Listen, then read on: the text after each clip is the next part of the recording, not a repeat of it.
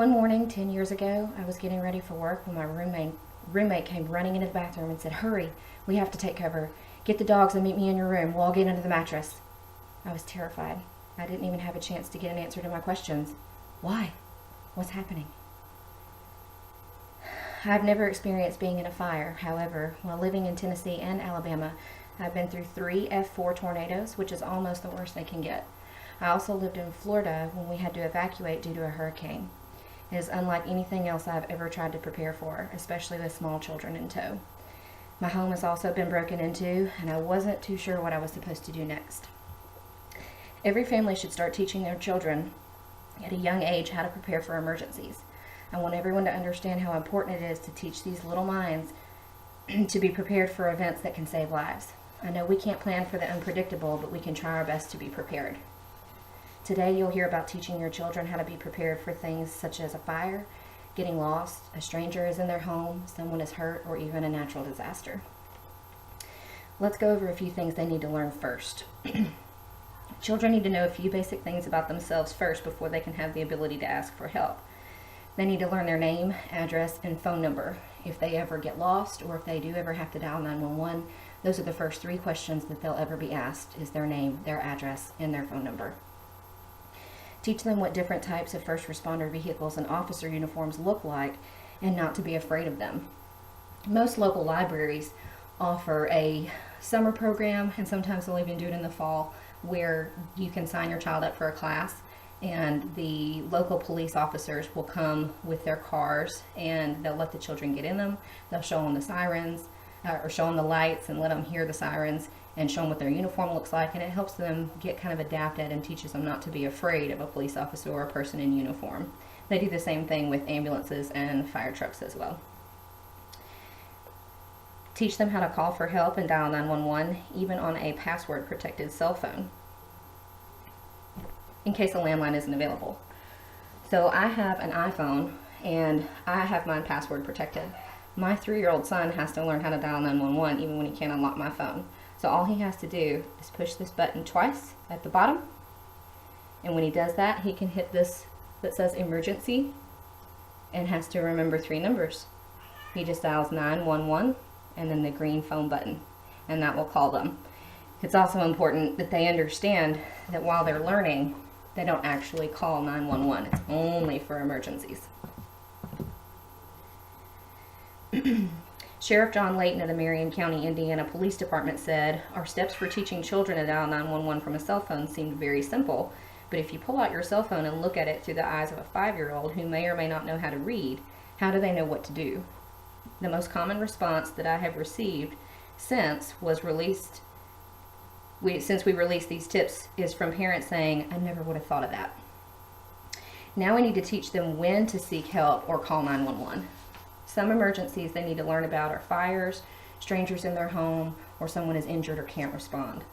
They need to understand if mommy, daddy, a sibling, or anyone is badly hurt, not breathing, or can't answer them, call 911, run to a neighbor's house, or find a grown-up to ask for help if they can't find a phone. It's also a good idea to take them around the neighborhood and introduce them to their neighbors, so that if something happens, they'll know your child and your child will know them and won't be afraid to go over and bang on their door. And also it's good to teach them to say, "Help, it's an emergency, please hurry," things like that. If there's a fire or a stranger in the home, get out immediately and go to a safe place or a meeting place and call 911. In a news article in 2009 called "Kids Honored for Knowing When to Dial 911, Eileen String said, "Teach them to understand emergencies can happen even away from the home, and they will know what to do." When Larry Hawkins of Dale City, Virginia became unconscious and began to possibly have a seizure in April, his 12-year-old grandson, Troy Gilbert, knew what to do. He called 911. Your whole family should have a plan in place in case there's a fire. Nathan Nail of the Fife, Alabama Fire and Rescue Department came to my son's preschool class and educated them and the parents that attended all about fire safety. He said the first thing they need to know is the difference between toys and tools. So some of the examples that we've given our children are tools are things like an electrical cord, candles, lighters, hammers and screwdrivers, and also the stove in the kitchen. toys or anything that is in their room that they're allowed to play with, things that can't hurt them. They pretty much understand what belongs to them and what doesn't.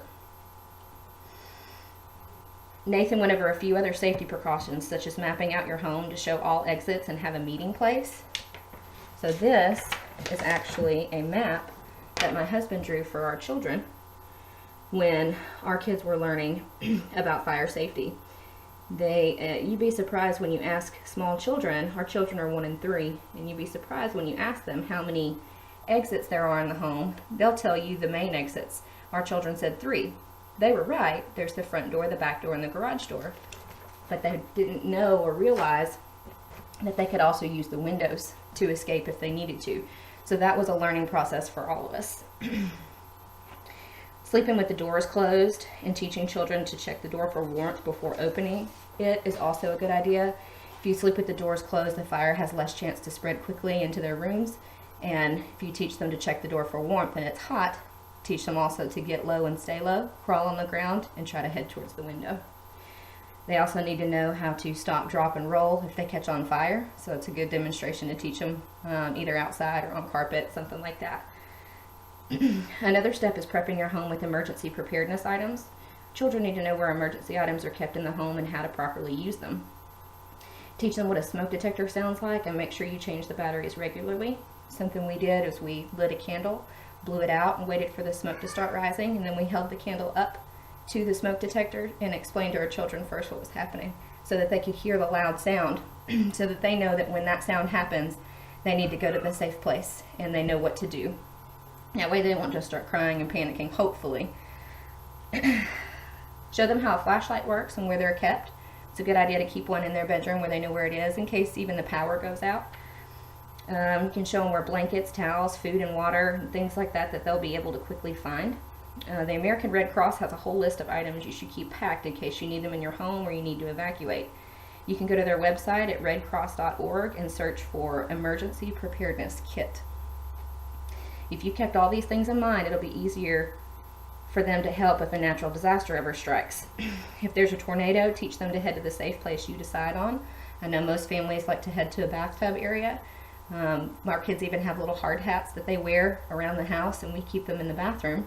That way, if we need them, they're already there.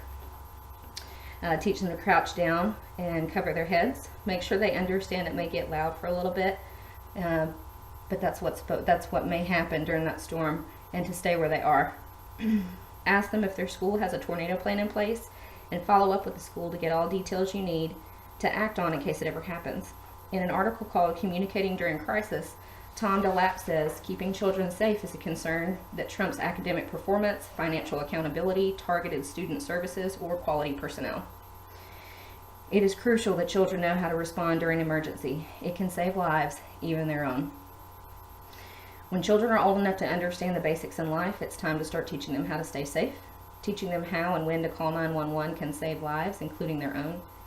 Teaching them fire safety is just as important as the escape plan. Keeping emergency items handy is helpful to them only if they know when and where and what they are. Communication with their school is key in any emergency situation. So how much do your children know right now? Are they prepared? The question I asked my roommate that dreaded day 10 years ago was answered within a few short minutes. We both made it to my room just in time to pull the mattress down over ourselves and our dogs. It sounded like more than one freight train was ripping through the air, and it was all over so fast. When we came out, the roof was gone. 3 of the 4 walls of my bedroom were gone. The bathroom I was just in was completely gone, but we were still alive. The aftermath of that tornado made me reevaluate how to prepare for emergencies in the future.